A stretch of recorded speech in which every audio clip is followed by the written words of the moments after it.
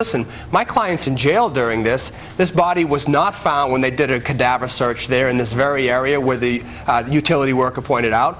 And so the body had to be placed there after my client's in jail. Couldn't have done it. It looks like it's tossed from the side of the road. And right now, that might be a very viable defense. It might be all that she has. And what Pam and I guess what we all know is that the prosecution knows a lot more facts. Right. Well, no, the prosecution has more facts at this point, and we don't know what's in that bag. If there's going to be insects that are going to somehow indicate that she was there much longer from the summer, or whether there's going to be some sort of some growth, some of the leaves, the botanists. But even look at this the scene where the body was actually found. I mean, it's so rugged. Pam, do you agree with me that the prosecution's probably sitting on a whole lot of information right now that there's a risk to the defense? I sure do, Greta, and especially by what the medical examiner, she said it's a homicide, and she based that on all the circumstances that she knows of. She's not calling it accidental. Homicide is death at the hands of another person.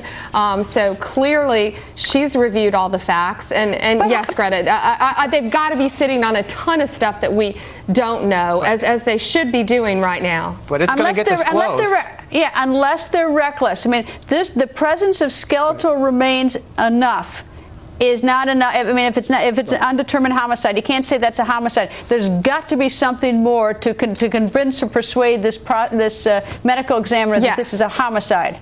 Exactly, and that's what she was going on, and that's what medical examiners do. You hope. Yes. Well, yeah, but why not release it? If that's the case, why not release that information? Remember, for the viewers, we have open book discovery in Florida, which means everything is going to get disclosed out there. So, you know, why not disclose that now? Not yet. Jeff, would you expect that? Is that a requirement? I mean, if I were the prosecutor, I wouldn't let the defense have anything until I had to, and likewise as a defense, I wanted everything right away.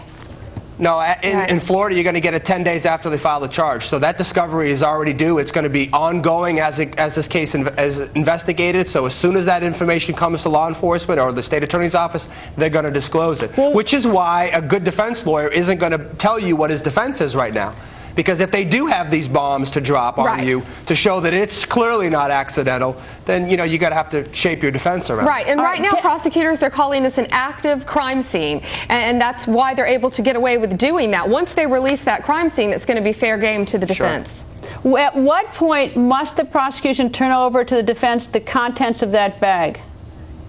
When they determine that crime scene, Greta, is complete, when they determine that autopsy is complete, when they determine that they have all the evidence back, all the toxicology, all the information they need. And it's really a crazy, unique situation because, cases, as you know, rarely happen this way.